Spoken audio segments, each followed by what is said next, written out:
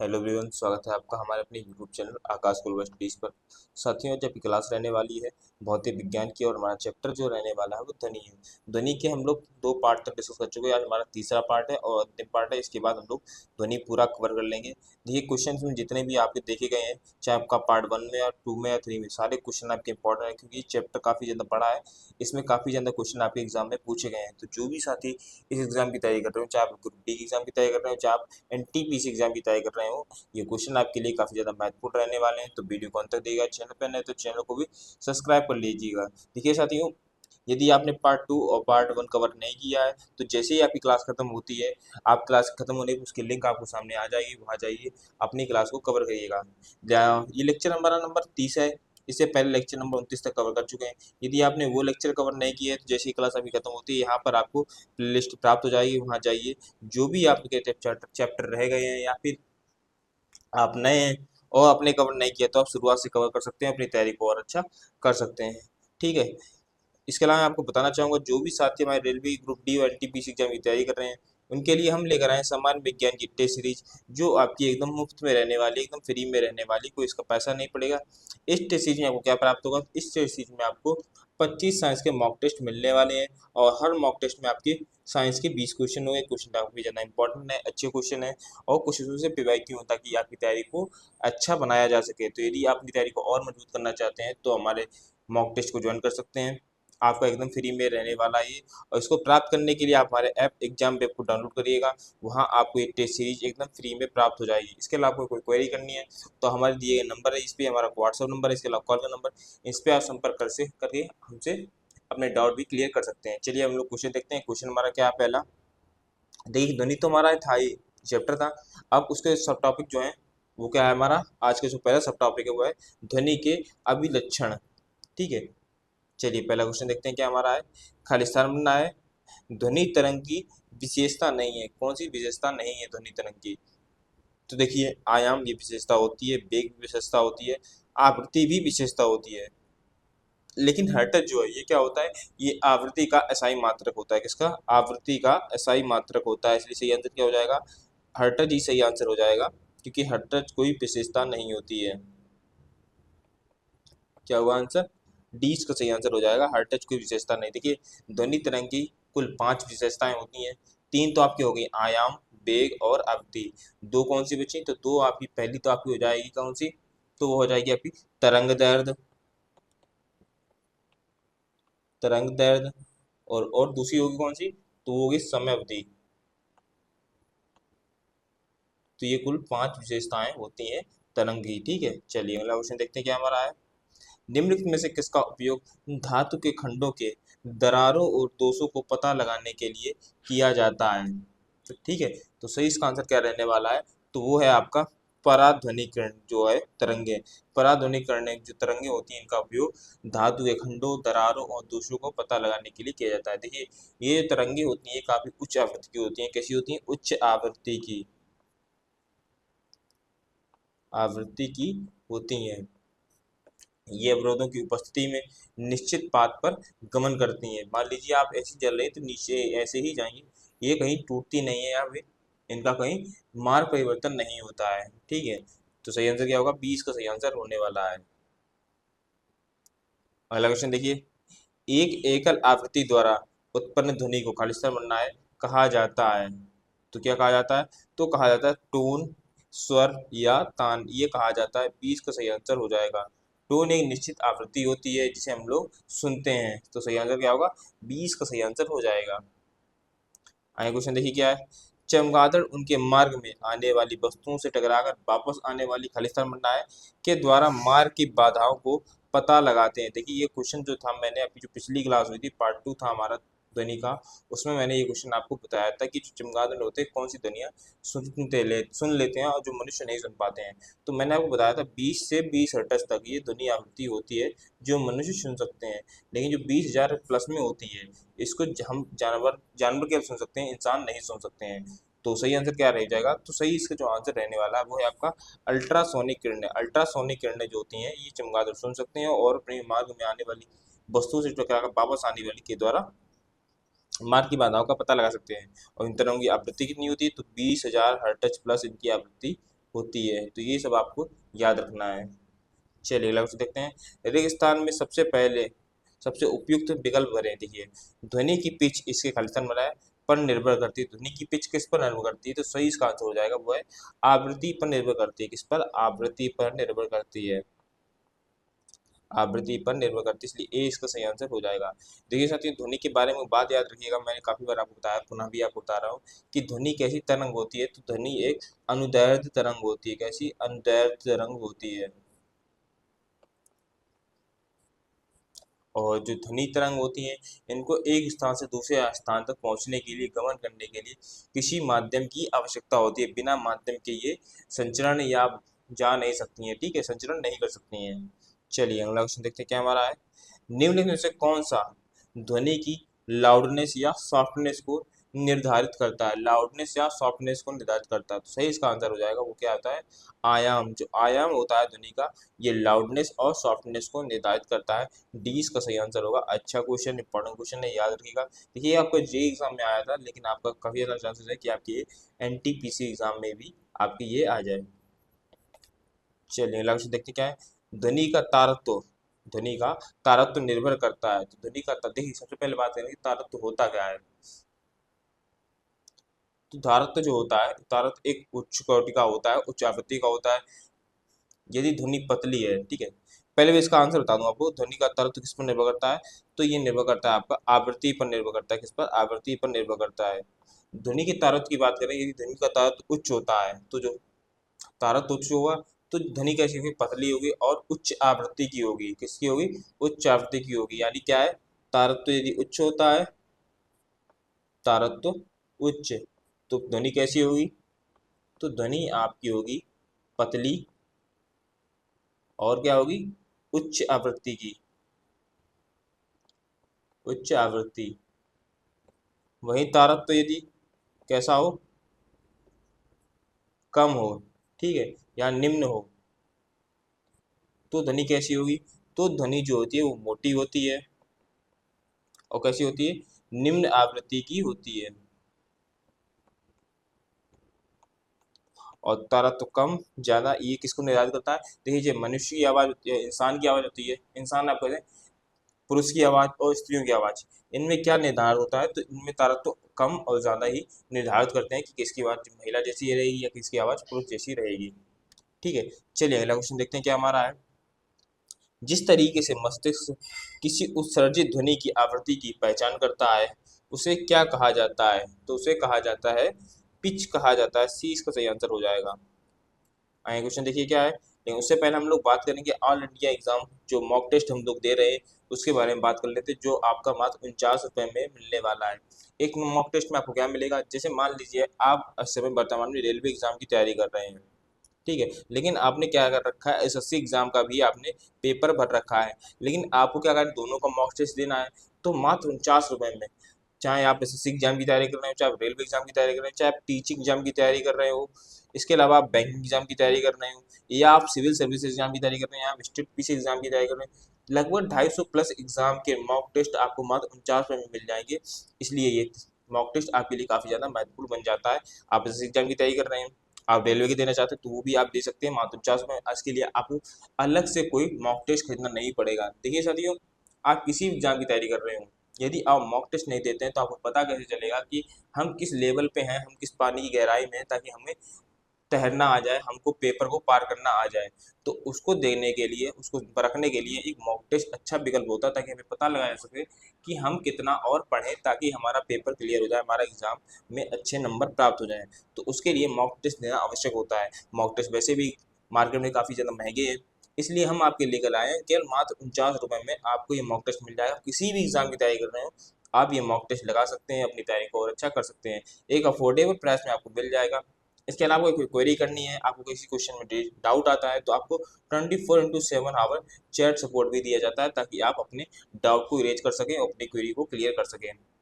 इस mock test को प्राप्त करने के लिए आप हमारे ऐप एग्जाम वेब को डाउनलोड कर सकते हैं, वहां आपको ये मॉक टेस्ट प्राप्त हो जाएगा।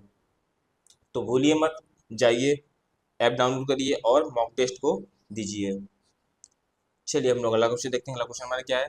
ध्वनि हवा के माध्यम में चलती है और हमारे कानों तक पहुंचकर हमें खालिस्तान बनाए प्रदान करती है। तो ध्वनि क्या प्रदान करती है? तो ध्वनि की संवेदन, जो ध्वनि का संवेदन हमें प्राप्त होता है, इसलिए सी इसका सही आंसर हो जाएगा। ठीक है, जब ध्वनि तरंगे होती हैं कान के पर्दे से टकराती हैं तो हमें क्या होता है? ध्वनि का संवेदन प्राप्त होता है, आभास होता है ध्वनि का संवेदन। सही आंसर क्या होगा? सी इसका सही आंसर हो जाएगा।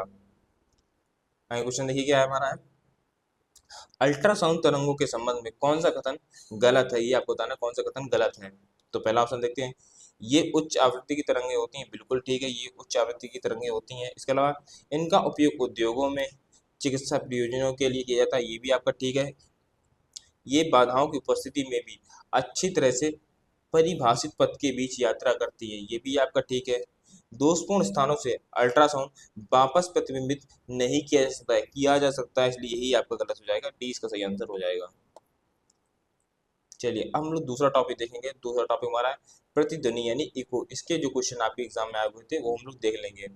चलिए पहला क्वेश्चन क्या है देखते हैं, एक प्रतिध्वनि के स्रोत और परावर्तक के बीच न्यूनतम दूरी लगभग कितनी होनी चाहिए? आंसर बताने से पहले बताना चाहूंगा, जो भी साथी हमारे चैनल से नए जुड़ रहे हैं, ये साइंस क्लास आपकी डेली आ जाती है, सुबह 10:10 पे आ जाती है। तो जिन साथियों ने चैनल को सब्सक्राइब नहीं है, चैनल को सब्सक्राइब कर लीजिए ताकि आपको सुबह सबसे पहले एक बार नोटिफिकेशन पहुंचे और अपनी तैयारी को और मजबूत करने के लिए आप ऐसे ही तैयारी करते रहें और पीवाईक्यू लगाते रहें।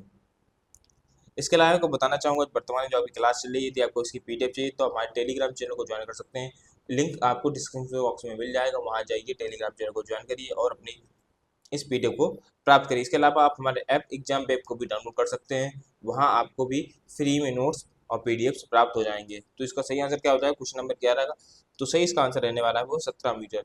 प्रतिध्वनि के लिए न्यूनतम 17 मीटर की दूरी होनी आवश्यक है, सी इसका सही आंसर हो जाएगा। देखिए साथियों, यदि आपको प्रतिध्वनि नहीं पता है तो मैं आपको बताना चाहूंगा प्रतिध्वनि होती क्या है, कि जब ध्वनि तरंगे दूर स्थित किसी दृढ़ पिंड या पहाड़ से टकराकर परिवर्तित होती हैं और हमें सुनाई देती हैं तो क्या होता है? तो इसी घटना को प्रतिध्वनि कहा जाता है। यानी आपने जो कहा है ये बाद में कुछ सेकंड बाद, कुछ ही समय बाद आपको पुनः सुनाई पड़े तो इसे क्या हम लोग बोलेंगे? प्रतिध्वनि बोलेंगे। चलिए अगला क्वेश्चन देखते हैं क्या हमारा है, ध्वनि तरंगों के परावर्तन द्वारा उत्पन्न ध्वनि की पुनरावृत्ति क्या कहलाती है? तो क्या कहलाती है? तो सही इसका आंसर हो जाएगा प्रतिध्वनि कहलाती है। पुनरावृत्ति होना यानी पुनः वापस आना, पुनः आवृत्ति होना, पुनः वही घटना दोबारा रिपीट होना प्रतिध्वनि कहलाएगी। अगला क्वेश्चन देखिए, एक लड़के ने एक चट्टान के पास ताली बजाई और 3 सेकंड बाद उसे प्रतिध्वनि सुनाई दी। यदि ध्वनि की गति 346 मीटर से प्रति सेकंड है तो वह लड़का चट्टान से कितनी दूरी पर खड़ा है? ये आपको बताना है कितनी दूरी पर वह खड़ा है। तो चलिए इसको सॉल्व करते हैं। तो देखिए, ध्वनि का चट्टान तक पहुंचने में कितना समय लगेगा? मान लेते हैं हम लोग ध्वनि का चट्टान तक पहुंचने में लगा समय, तो कितना मान लेंगे? T1 मान लेंगे। इसके बाद जो ये ध्वनि गई है ये वापस भी आएगी, तो वापस आने में कितना समय लगा? तो मान लीजिए T2 समय लगा। तो तो कुल समय कितना होगा? तो कुल समय हमारा हो जाएगा T1 प्लस T2। ये हो गया ना हमारा। तो अब इसको हम लोग क्या कर लेंगे? सॉल्व कर लेंगे। तो समय बराबर समय तो लगाएंगे इधर, फार्मूला समय अपॉन डी, और ये 346 हमारा क्या है? तो ये गति यानी वेग यानी चाल, और ये डी हमारा क्या है? डिस्टेंस है। तो दोनों को सॉल्व कर लेंगे तो कितना? डी अपॉन 346 और प्लस डी अपॉन 346। ठीक है, और समय कितना था हमारा? 3 था ना, 3। तो कितना आएगा आपका? तो ये आपका आएगा 2, इधर 3 सेकंड, इधर आपका क्या आएगा? डी डी प्लस डी कितना है? 2D हो जाएगा। और नीचे क्या आएगा आपका? 346, क्योंकि बटे में है तो ये समान ही रहेगा 346। चलिए अब क्या करेंगे? 2 से काट देंगे 346 को, तो ये आपको कितना आएगा? तो ये आपका बचेगा 173। 173 तो यानी 3 बराबर डी अपॉन 173। तो डी को बाहर निकालेंगे क्योंकि डिस्टेंस हमें चाहिए ही था। तो कितना? 173 में गुणे 3, तो ये आप कितना बनेगा? 3 त्रिका 9, 3 से 21, 2 और 3 दूनी 3 कम 3, 3 दूनी तो 3 5। ठीक है, तो सही आंसर क्या हो जाएगा? डी इसका सही आंसर हो जाएगा, 20 का। ठीक है, ये आपका ये आंसर होगा 519। चलिए अगला क्वेश्चन देखते हैं क्या हमारा है, यदि कोई ध्वनि कम से कम 17 मीटर लगभग दूरी होती है से परावर्तित होती है तो सालिसर बनना है होता है। 17 मीटर की दूरी अगर से परावर्तित हो रही तो क्या होगा, तो वहां पर आपकी प्रतिध्वनि ही होगी। सी इसका सही आंसर हो जाएगा। क्वेश्चन ये मैंने आपको बता भी चुका हूँ ये क्वेश्चन। अगला क्वेश्चन देखिए क्या है। प्रतिध्वनि को कम करने के लिए ऑडिटोरियम की छतों पर और दीवारों पर किससे ढका जाता है, तो किससे ढका जाता है, तो सही इसका आंसर होगा फाइबर बोर्ड से ढका जाता है, जिससे क्या हो, इको कम हो, प्रतिध्वनि कम हो। 20 का सही आंसर होगा। आगे क्वेश्चन देखिए क्या है। लगातार या एकाधिक यानी एक से अधिक के कारण प्रतिध्वनियों को एक से अधिक बार सुना जा सकता है, तो किसके द्वारा सुना जा सकता है, तो सही आंसर होगा परावर्तन के कारण। किसके, परावर्तन के कारण सुना जा सकता है। आगे क्वेश्चन देखिए क्या हमारा है। स्पॉट प्रतिध्वनि सुनने के लिए मूल ध्वनि तथा परावर्तित ध्वनि के बीच कम से कम समय अंतराल होना चाहिए, यानी आपको पुनः ही आपकी आवाज़ सुननी है तो इसके बीच कितना अंतर होना चाहिए, तो कम अंतर होना चाहिए आपका 0.1 सेकंड के बीच वह आपको आवाज़ कम से कम सुनाई पड़ेगी। 20 का सही आंसर हो जाएगा। 20 सही आंसर होगा। और वही हम लोग बात करेंगे सुनने के लिए जो श्रोता और परावर्तक तल है इसके बीच दूरी कितनी होनी चाहिए, तो वह 17 मीटर होनी चाहिए। ये भी आपको याद रखना है कि 17 मीटर दूरी होनी चाहिए और जो समय अंतराल है वो 0.1 सेकंड होना चाहिए। चलिए अगला क्वेश्चन देखते क्या है। एक समुद्री सर्वेक्षण जहाज समुद्र के तल पर एक ध्वनि तरंग भेजता है जो 2.5 के बाद, 2.5 क्या है, ये आपका सेकंड है, ठीक है, ये टाइम दे रखा है आपको, के बाद एक प्रतिध्वनि या अनुकुंजन प्राप्त होता है। समुद्र जल में ध्वनि की गति 1200 मीटर प्रति सेकंड है। समुद्र की गहराई क्या होगी, ये आपको बताना है। समुद्र की गहराई क्या होगी, तो मान लीजिए माना गहराई हम लोग कितना मान लेते हैं, एच मीटर मान लेते हैं। माना गहराई कितनी है, एच मीटर, ठीक है। और इसके बाद 2.5 सेकंड में ध्वनि तरंग द्वारा तय की गई दूरी कितनी होगी, तो इसको मान लेंगे 2h मान लेंगे, ठीक है।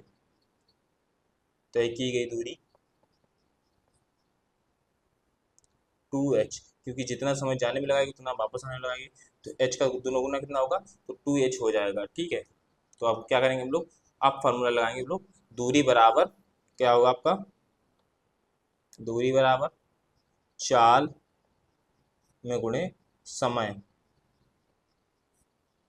दूरी कितनी है हमारी, 2h है, ठीक है, 2h। चाल कितनी है, तो ये आपकी ध्वनि की चाल कितनी, 1200 है, और समय कितना है, 2.5 सेकेंड, ठीक है।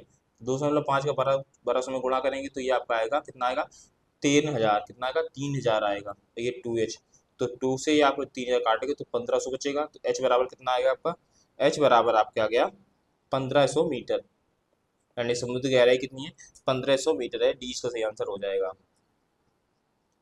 आगे क्वेश्चन देखिए।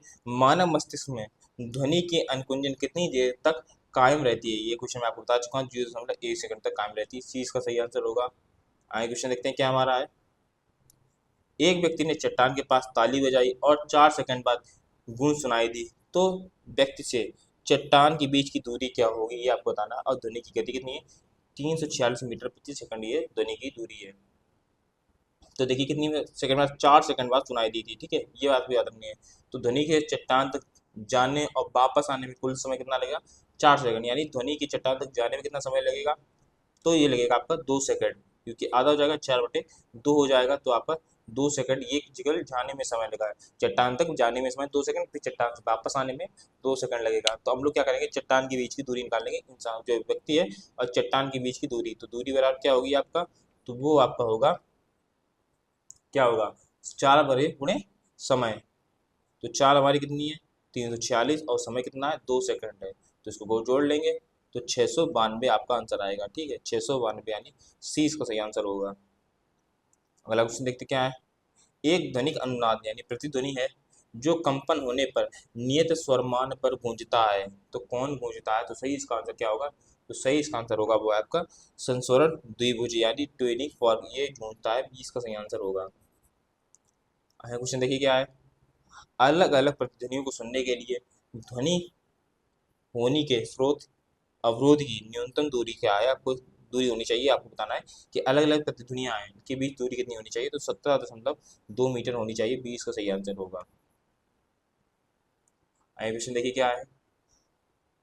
इस पुनरावृत्ति परावर्तन को क्या कहा जाता है, जिसके कारण ध्वनि की निरंतरता का आभास होता है। तो सही इसका आंसर क्या होगा, तो सही आंसर होगा प्रतिध्वनि होता है। ए इसका सही आंसर होगा, ध्वनि की पुनरावृत्ति हो रही है यानी प्रतिध्वनि होगी।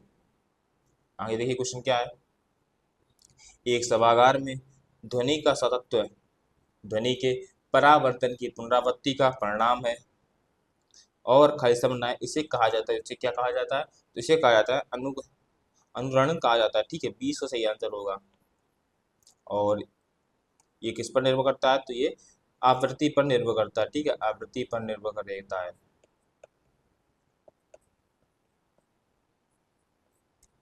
चलिए अगला क्वेश्चन देखते हैं क्या हमारा है।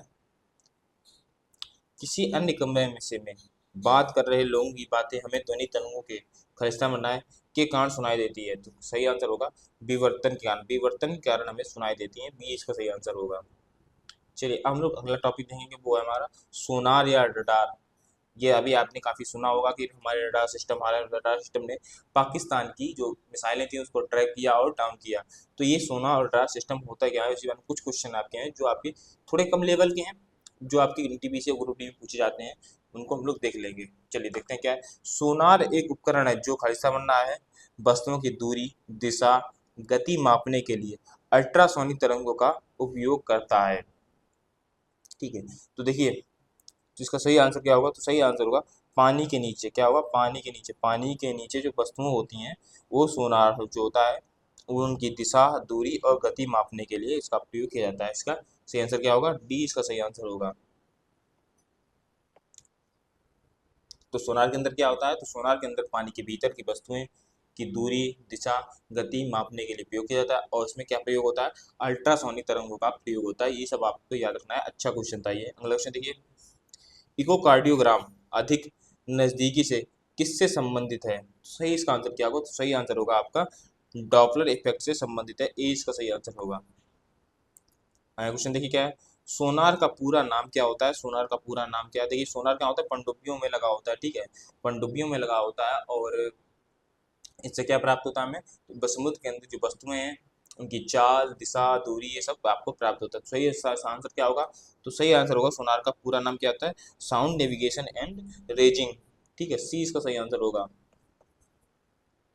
और सोनार का उपयोग इससे जो उच्च आवृत्ति निकलती है, जो पराश्रवित तरंगे होती हैं निकलती हैं, उनको भेजा जाता है सोनार से और ये टकराती हैं, टकराकर वापस आती हैं।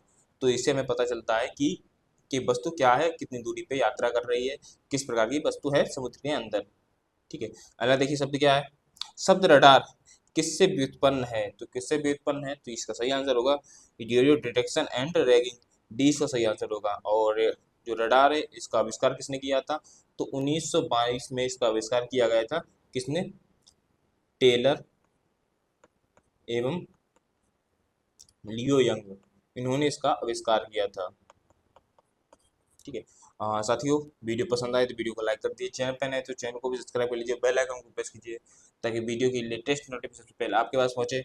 और यदि आपको इसकी पीडीएफ चाहिए, वर्तमान क्लास चल रही है, इसकी पीडीएफ चाहिए तो आप हमारे टेलीग्राम चैनल को ज्वाइन कर सकते हैं। उसका लिंक डिस्क्रिप्शन बॉक्स में है, वहाँ जाइए अपनी पीडीएफ प्राप्त करिएगा। चलिए आज का लास्ट क्वेश्चन भी हम लोग देख लेते हैं। लास्ट क्वेश्चन हमारा क्या है कि समुद्र की गहराई निर्धारित करने, पानी के नीचे की पहाड़ियाँ, घाटियाँ और पनडुब्बियाँ, हिमशैल आदि का पता लगाने के लिए किस तकनीक का उपयोग किया जाता है, तो सही इसका आंसर क्या होगा, तो सही आंसर होगा सोनार का उपयोग किया जाता है। सोनार उपकरण होता है, इसमें क्या होता है, इसमें पराश्रवित तरंगें भेजी जाती हैं जो टकराकर हमें सही स्थिति बताती हैं कि कोई वस्तु सही, उसकी सही स्थिति क्या है। इसलिए सही आंसर क्या होगा, चीज़ का सही आंसर हो जाएगा। तो आज क्लास इतना ही, मिलते हैं अगली क्लास में। Thank you.